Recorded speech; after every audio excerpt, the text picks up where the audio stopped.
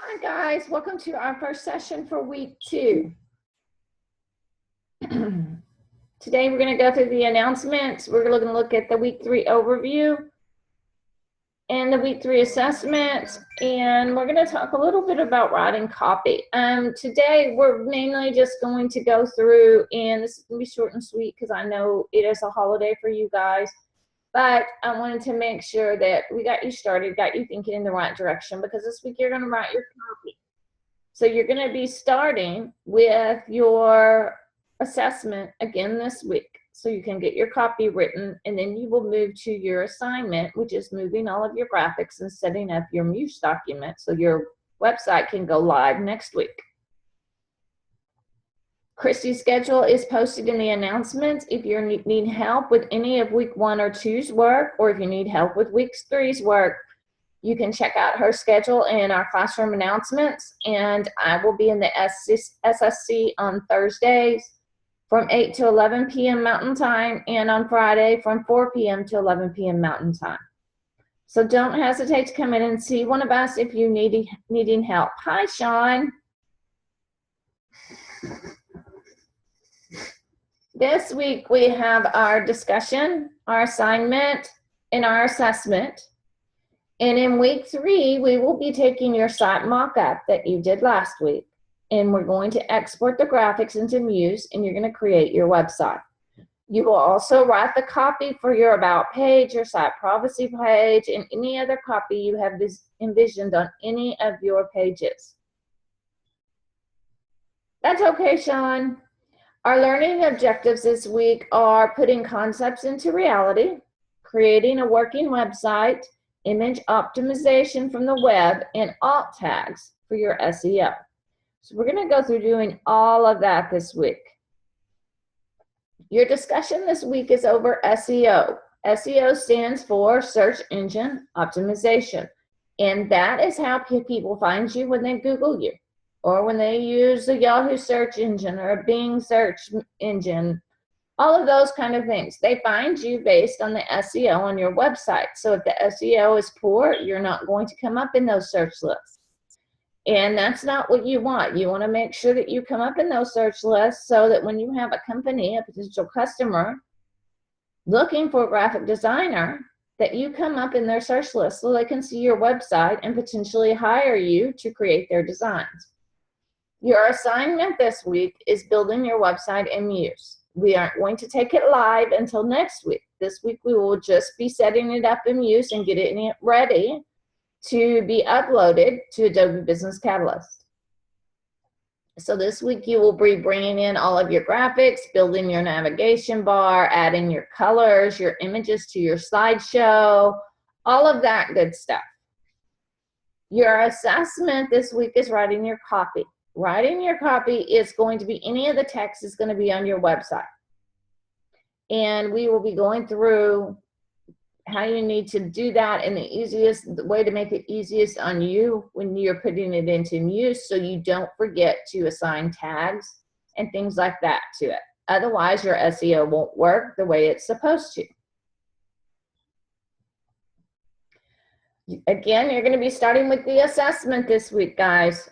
And it's the copywriting. In weeks 3 discussion, you're going to go over the SEO and the importance of it. And your SEO comes from the copy on your website.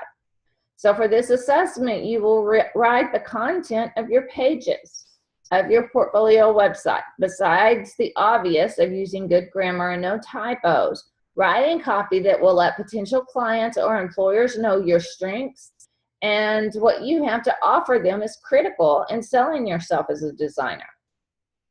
You're going to rely on your Creative Read and sitemap you did in week 1 to help you achieve your goals when writing your copy.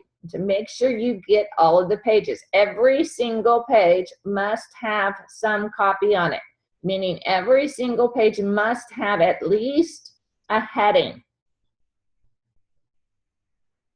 When writing your About Me or bio page, having some personal information can be helpful. I mean, you want to make that personal connection with them, but you also need to remember these users aren't on your website to get to know you personally. They're on your website to find out about you as a graphic designer. So leave things out that have to do with your family, your husband, your children. They don't want to know those things, guys. Keep it professional and give them the information they actually want to know. They want to know things like what kind of graphic designer you are, what kind of experience you have, what kind of education you have. If you have hobbies that have to do with graphic design, like you paint, you sketch, things like that are all good personal things to add. But leave your family, leave your age, leave the fact that you're still in school out of it. You have your bachelor's degree or your associate's degree. Go with it like you've graduated, because that's when the site is going to be live. So let's not talk about the fact you're a student. Go with it as at this point when it's going live, you've graduated. So you have this degree in graphic design. And let's see, Sean, will the writing of things we are doing on the website make our copyrights take pictures? What do you mean?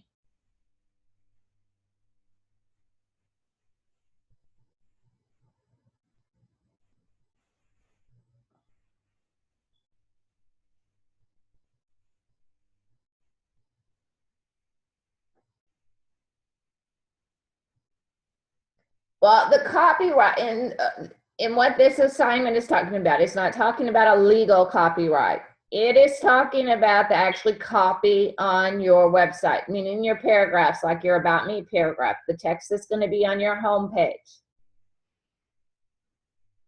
It's that sort of copyright.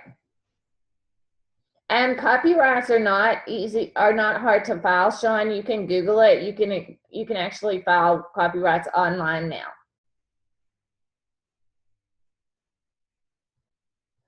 So other types of personal touches you might want to add that are appropriate could be something like, you know, I've held a pencil in my hand and started drawing, my passion for art. Those are good types of things because they relate to graphic design.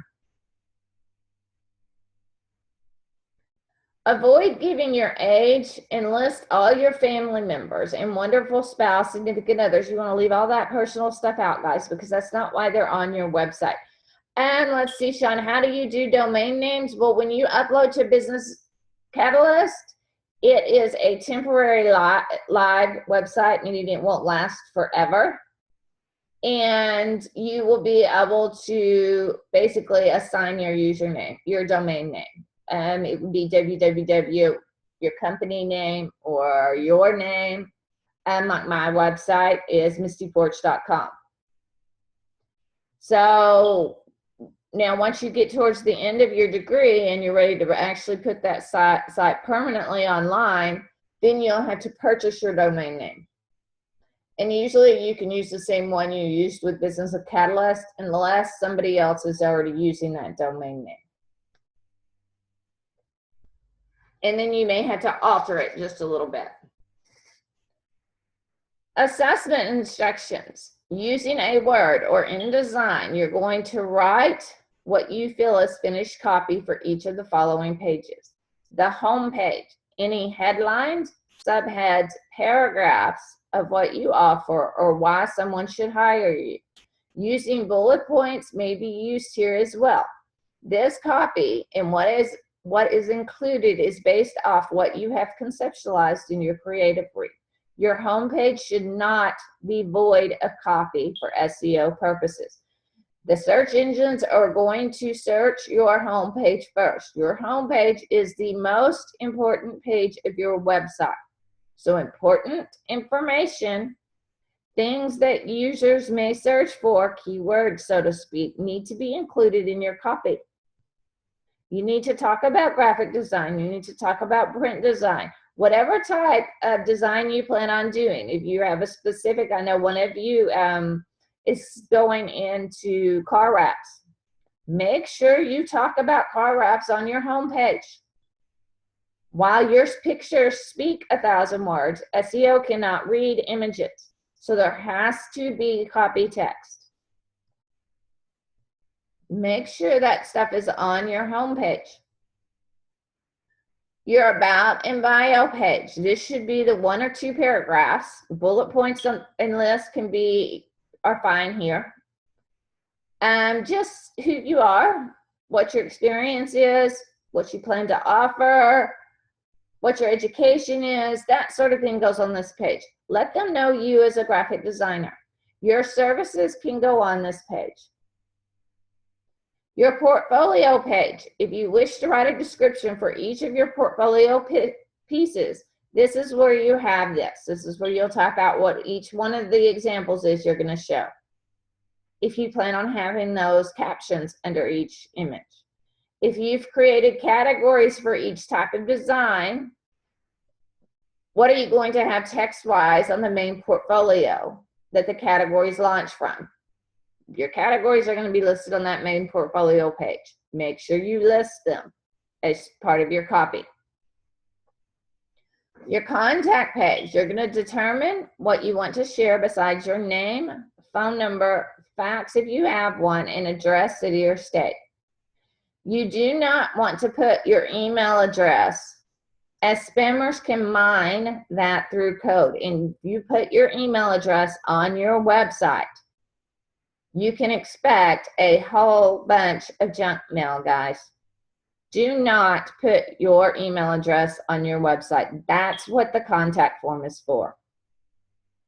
You will also want to have a privacy policy. That is a must. In order for your website to be hosted on the web, it is now regulation that every website has a privacy policy.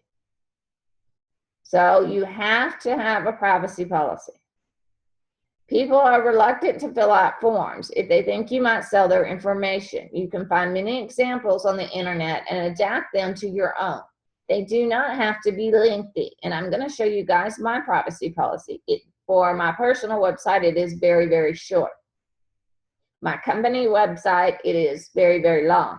But my personal privacy policy is very short. Other pages. Any pages you have indicated from your creative brief, site plan, or wireframe, like services page, resume page, etc. You need to do all the copy for those pages as well. Submission requirements. You're going to save the document as DS241, portfolio site copy, your first name, your last name, and you're going to submit it as a PDF. Word docs and native InDesign files will not be accepted. You must save and export them as PDFs. Grading will be based on well-written copy that meets the needs of the end user to make an informed decision, communicates the message, and achieves the goal of the site outlined in the creative brief. It will also be graded on grammar, punctuation, and spelling. Make sure you use spell check. And then, guys, go back and actually read it out loud. Not just read it silently. Read it out loud and speak those words. You will be very surprised on how many grammar mistakes you find because you're talking out loud and you hear it. So make sure you read it back to yourself out loud. Do the privacy policy have to be anything specific?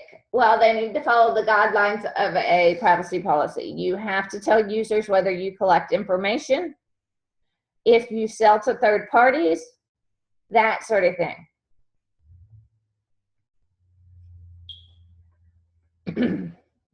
People read differently on the web. And a new writing scenario designed to accommodate the reading habits of online users has emerged. Given the low resolution of a computer screen and the awkwardness of scrolling pages, many users find reading on screen uncomfortable.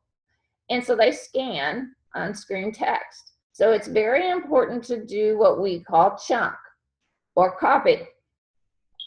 What do you think it means? Chunk style writing, we see it every day. And once we go through this, you're going to go, oh, that's what that is. You see it in newspapers, you see it on the web, and basically all it means is all the important information is right at the top. So when they scan, because think about when you scan, you really truly scan and read the first couple sentences, right? And then you just kind of scan for keywords. So it's important that your important information be at the top in those first couple of sentences, because that's really when you're concentrating on your scanning, and then your concentration kind of slacks as you go down the page. We structured our content with our wireframe. We need to do the same with our text. Here is a method that is tried and true: the inverted pyramid. The inverted pyramid is a method of presenting information where the most important information represented by the base of the pyramid is presented first, and the least important, the tip, is presented last. Information designed using this model begins with the lead that summarizes the information, followed by the body, where the information presented in the lead is elaborated on or substantiated in descending order of importance. Thanks to its long use in journalism, the inverted pyramid style has a number of well-established advantages. Important information comes first, where it is more likely to be seen and remembered. The front-loading of the content permits efficient scanning for information. The initial major facts established a context for later secondary information. The structure places facts and keywords at the end of the page, at the head of the page, where they carry more weight and search engine relevance. In crowded home pages, it is often good practice to provide only the leads and perhaps a teaser sentence, with the body of the article available through a Learn More link on another page. You see that all the time. You just need to remember that the important stuff needs to be at the top, because it's very true. SEO, these search engine spiders that troll the web 24/7, well, they are programmed, guys, to only read so much information. They aren't reading 100% of everything on your site. They are looking for things like H1 tags, H2 tags, H3 tags. Your paragraph tags are the least important. H1 tags are the most important, and they go in descending order. You have 6 heading tags, H1 through H6. H1 being the most important, H6 being the least important. After H6 comes the paragraph tag. So it's down there at the very, very bottom of the list. And guess what? Forget to put a tag on something very important, it doesn't get read at all. So it might as well not exist. You have to be sure that you set up everything and assign its tags. And we will be going through how to do that tomorrow in our demo. Contrast and emphasis. On the web, more than any other prose medium, the look of text layout strongly affects how readers relate to written content. The contrast produced by headlines, subheads, lists, and illustrations give users visual entry points, drawing their eyes down the page and into the content. Although the heading and list markup might look excessive in print form, on the web, this markup has 2 big advantages. Frequent headings and lists of items favor both scanning and methodical readers by adding visual structure to the online reading experience, compared to large, high-resolution print pages. Web pages usually lack the room to use the more subtle white space and typography of print publication. The added structure of headings and list markup aids in search engine optimization and online searches for content, because the additional markup provides explicit semantic emphasis, heading keywords, and context cues that list items are strongly related to one another. There are, in your course media page, there are several articles that will give some more information about chunk writing and some ideas of things that you might want to put on your website. So go through those, guys. So be sure to read the entire articles. I read them and kind of summarized them up in this lecture for you. But read them, because the chunk style is definitely what you want to do, and it's really not that hard. You just kind of have to force yourself to think in that manner and to pick out what's important. Essentially, you're doing a wireframe for your text. And in that wireframe, you're going through it and saying, okay, here's the things I want to say. Now, these are the things that are most important, so they go at the top. here are the things that are least important, so they go to the bottom. Or I've got 6 paragraphs and no reader is going to, that's too much for one page. So you do something like a teaser with that for more information, or read more link so that they click on it and it opens a box with the additional information. There's a widget in Muse for that.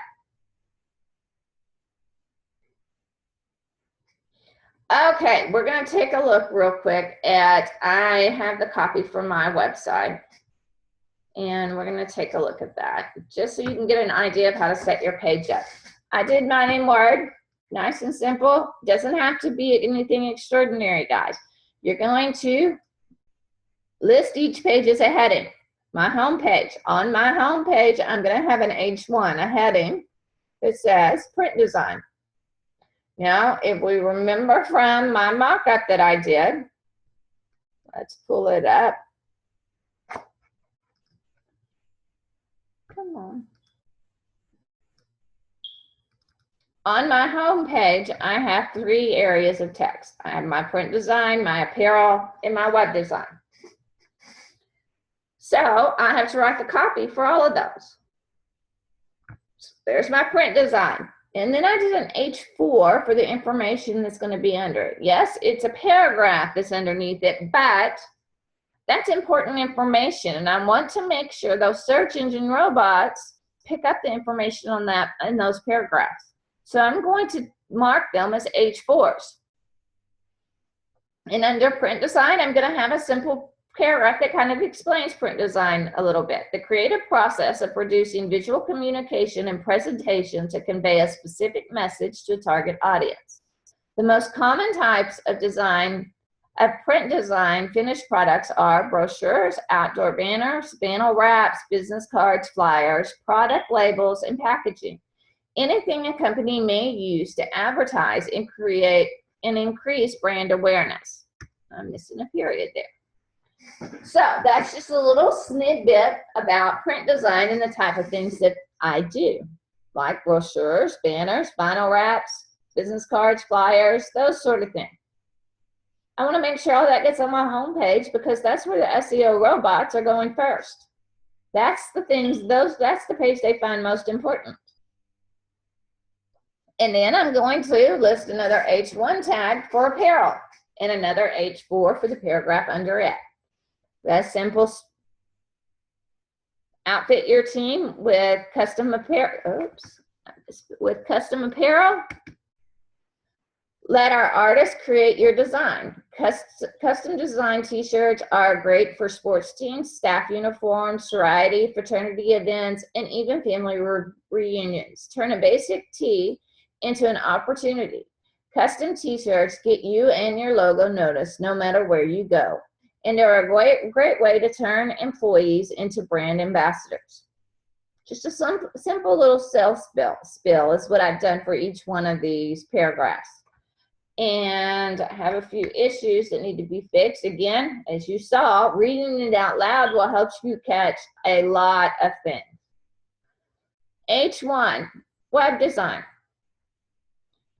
That's my next little set of text on my homepage. Help your audience receive your message. We strongly believe in the power of beautiful web design and advanced site functionality. In today's world, it is essential for businesses, whether small, large, or any size in between, to have a solid online presence.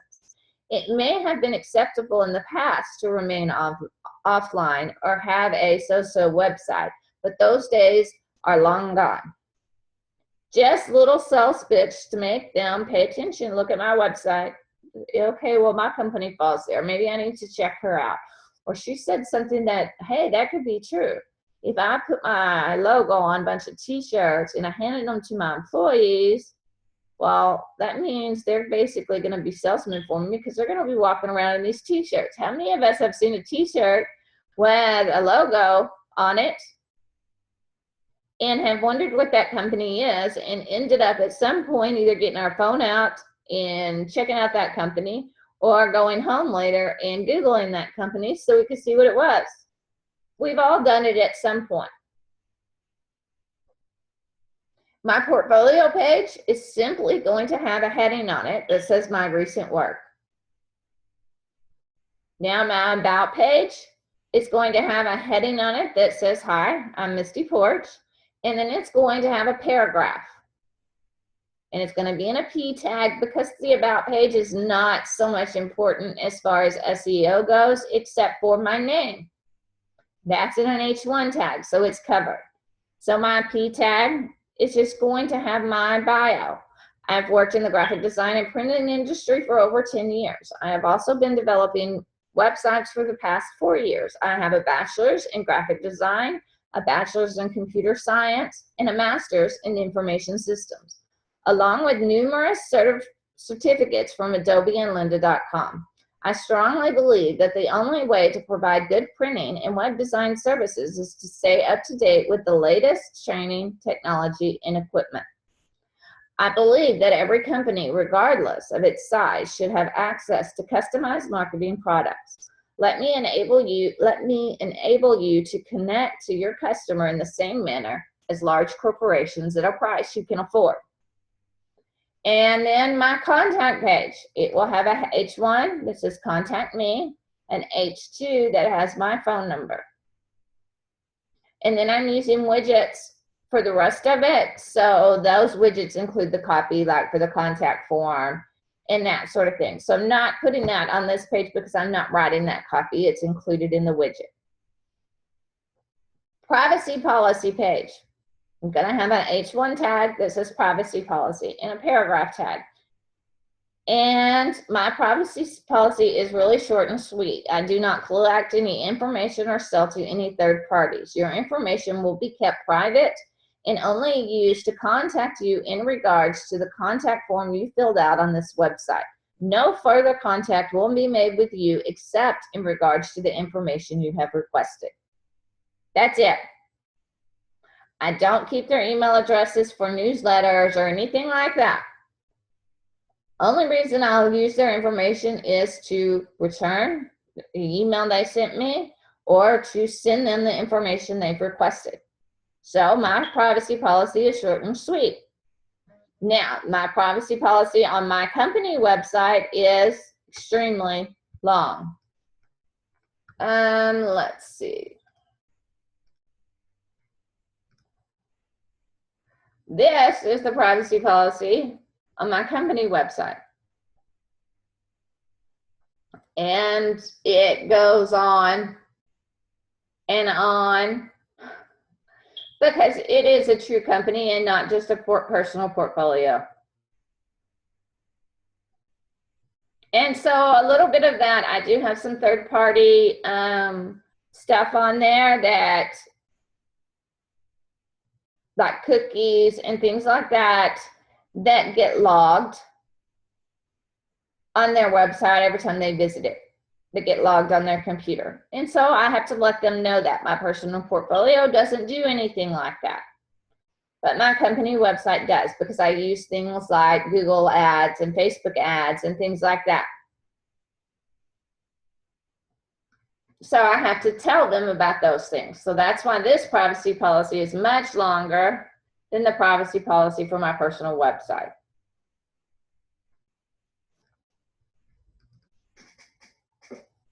Any questions, guys? Simply put, for your assessment, you're going through each page and writing down all the headings, subheads, paragraph text. Easiest way to do it, on your home page, you really shouldn't have any paragraph text, guys. Make them all, if you need smaller text, paragraph text, then you want to use H4 or smaller, meaning H4, H5, H6. H6. Those will keep your text that is reasonable to paragraph format. H1 tags are the most important. H1 should be assigned to every single heading on your website. If you have a subhead underneath that H1, then you might want to do an H2 tag right underneath the H1 tag. If you have a tagline that you're putting on your website, you might want to make it an H2 tag. Your tagline is important. Maybe not the most important, but it should get the attention it deserves. So you might want to make it an H2 tag. And keep your headings. You noticed all of my headings weren't just simply home, contact, that sort of thing. All of my headings on pages like my portfolio page, where the heading was the absolutely most important thing on that page, or the only thing on that page. Don't just make it say portfolio. Do something catchy. My recent work, seeing my designs. Make that heading a little bit catchy. It will help with your SEO. Don't simply put the name of the page. Why? Because that's the exact same thing your navigation bar says, and the SEO is going to ignore it. So make sure you don't just use the name of the page as the heading. Do something better than that. On the About page, I did a simple H1 tag that says, "Hi, I'm Misty Porch." You could do an H1 tag that says, "Meet the designer." Something different than "About me." Because About is the name of your page. SEO will ignore that word altogether. The idea is to up your SEO. So make sure you use headings that are separate from your navigation bar. They need to at least say more than what your navigation bar is saying. If you want to do "About me," maybe change it to "About your name." I used my name on my privacy policy. You could use it again. I used my name on my About page, and you could use it if you didn't want to use your name on your About page. You could use it on the contact page. Matter of fact, I may change this heading to say "Contact Misty." Maybe not my last name on this page, just my first name. But make those headings catchy. Don't just use the name of the page as your heading and think that's okay, because it's not. That's not helping you with SEO, and it will be completely ignored. All right, any questions?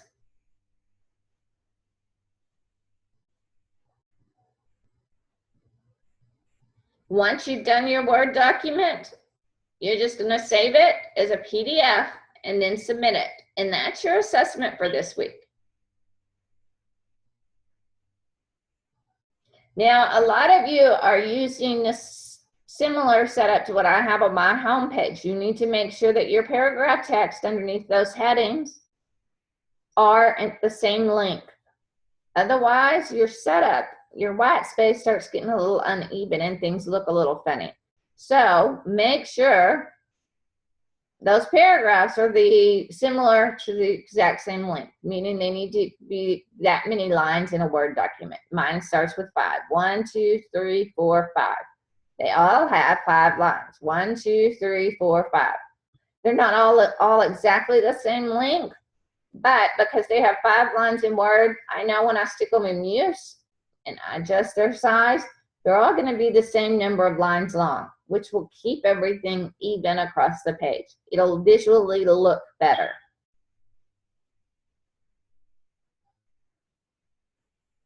Make sense?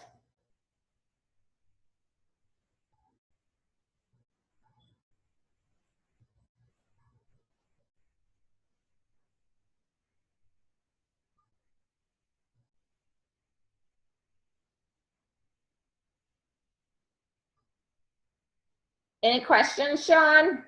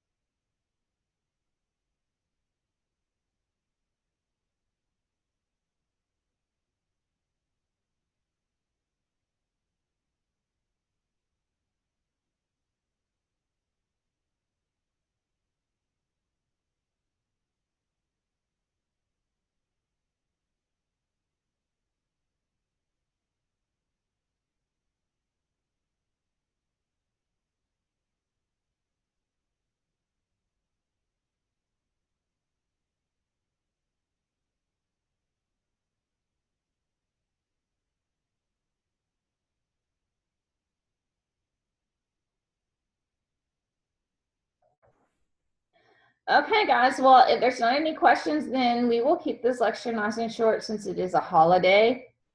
So we will call it a night if there's not any more questions, and I will see you guys tomorrow at 2 p.m. Mountain Time.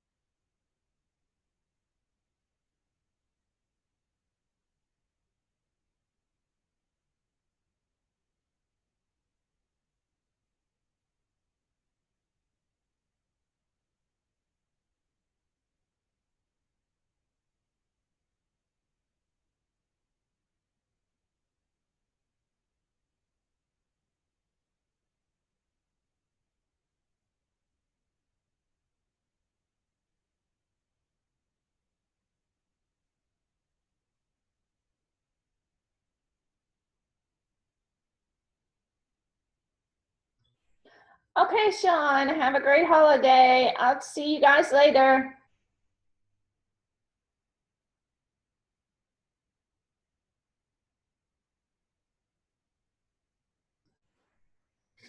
Yes, guys, absolutely. I will put together a questionnaire that will help you write your about page and give you some examples. You can also Google about pages and bios and get some help there. There are a lot of ways to write your bio page. And I know it's difficult for everyone to write about themselves. We all dislike doing it. We all struggle with it. Even those of us that have years of experience, I still struggle writing my own bio page. But there is some help available. I will write up a questionnaire that will help you come up with what to say, and you can also Google it for some help. Look at some examples from some other graphic arts websites. Look at their bio pages. See what they talk about. Take some ideas from there. Absolutely. I will get the questionnaire done and I will email it to everybody. All right, guys, have a great holiday. I'll see you later.